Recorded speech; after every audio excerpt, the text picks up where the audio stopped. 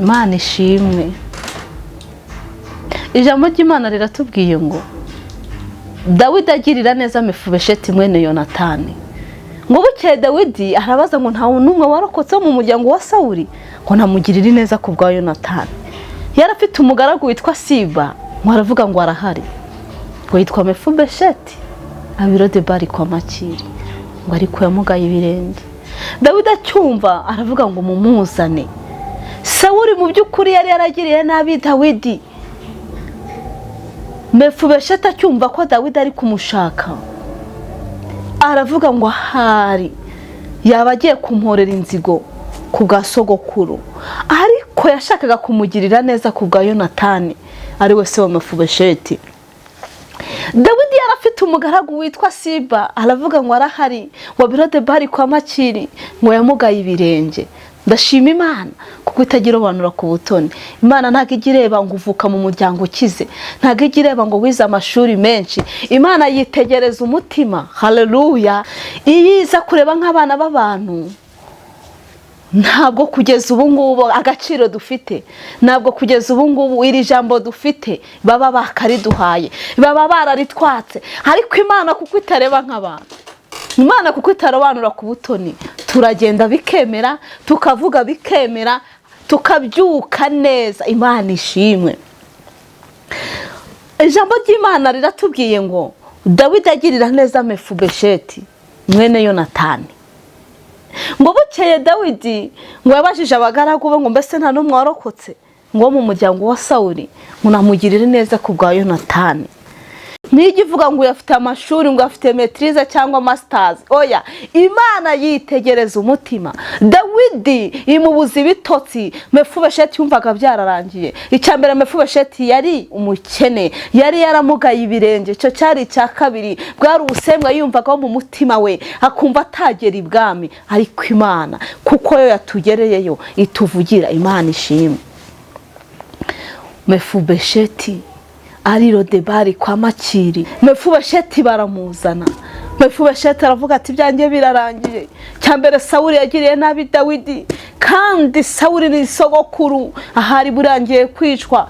Nta mafaranga mfite, nta butunzi mfite, nta n'imiryango nziranye nayo ikomeye imenyekana. Ariko Imana nishimwe kuko Imana itajya yishingikiriza kuri ibyo. Imana yishingikiriza ku ijambo yakuvuzeho, ikaririnda, ikarikurikirana imyaka 1000 kugeza igihe risohoreye. Mefiboshethi akigera ibwami, Dawidi aramuhamagara, aramubwira ngo Mefiboshethi. Mefiboshethi ati karame. Aramubwira ngo witinya, sinzabura kukugirira neza ku bwa so Yonatani, kandi nzagusubiza imisozi yiwanyu inyarurembo, ngo uzajya urira ku meza yanjye iteka. Mefiboshethi yumva biramutunguye, yirebye, hareba kuntu yamugaye ibirenge, hareba kuntu nta mwenda agira, haravuga ati se wenda ari kunyumva. Ariko aramubwira ngo icyongeye kuri ibyo, ndaguhabaje n'abagaragu, kandi uzajya urira ku meza yanjye iteka. Imana nirobanura ku butoni. Icyo dusabwa no gusenga, no gukiranuka, kwizera kutagira imirimo kuba kupfuye ubusa. Niyo wakora imirimo yose udafite kwizera ntabwo nibyashoboka. Muri ibyo yararirimba aravuga ngo niyo navuga indimi z'abantu, nkavuga n'iz'abamarayika, ariko singira urukundo ntacyo nabamariye Imana. Haravuga ngo naba meze nk'umuringa. Imana idufashe kandi tugirire neza. Ndagira ngo nkubwire ngo ntutinye, aho uri ukomeze gusenga nibwo uzatsinda. Ikibazo ufite, uburwayi ufite, ibibazo ufite, ibigeragezo ufite, wowe ntutinye. Imana ntabwo izabura kukugirira neza. Iyibutse Mefiboshethi ikamukura Lodebari. Lodebari hari ahantu habi, hari ahantu hatazwi. Lodebari ni ahantu umuntu akubitirwa, ni hahandi uburara, ni hahandi wirirwa ubusa, n'andi minerevare ibura. Ariko Imana kuko yo itagireba ku mashuri, ntireba ku buranga, ntireba ngo uziranye na runaka, ngo runaka ngo yakuvugira. Imana ntigirya ruswa. Imana yitegereza umutima, irinde ijambo yavuze ikarikurikirana imyaka 1000 kugeza risohoye. Yabwiye Yeremiya, iramubwira ati yewe Yeremiya we uruzi iki? Yeremiya aravuga ngo nduzi inkwano y'umurinzi. Haramwa ngo mbese warohe neza? Yeremiya aravuga ngo naroye, ngo uko niko ndiri jambo navuze kugira ngo ndisohoze.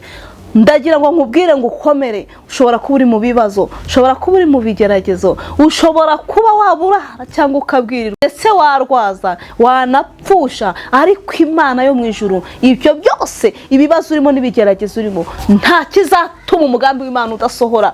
Umwana w'umuntu yagutuka, umwana w'umuntu yakugambanira, umwana w'umuntu yakuvuga, umwana w'umuntu yakwanga, umwana w'umuntu yakugambanira, ariko Imana ntijya yumva amabwire, irakabyara. Imana ntiyumva amabwire, nicyo nyikundira, kuko yo yigerera kuri tere ikirebera mu mutima. Ndagira ngo nkubwire ngo uko nguko irinde ijambo yavuze ikarisohoza. Ikintu dusabwa, ndakubwira nanjye nibwira, icyo nsabwa ni ukuguma mu masezerano, ni ugukiranuka, ni ukwizera, ubundi ibindi byose Imana ikabyikorera. Ushobora kuba waba ubabaye, ahari kurira kwararira umuntu nijoro, ariko bwacya mu gitondo umuntu zikavuga. Nshuti zanjye, Imana yibutse Mefubesheti igakura Yobu mu ivu, ikamuha kubyara abana beza, ikamukubira ibyo yanyaze.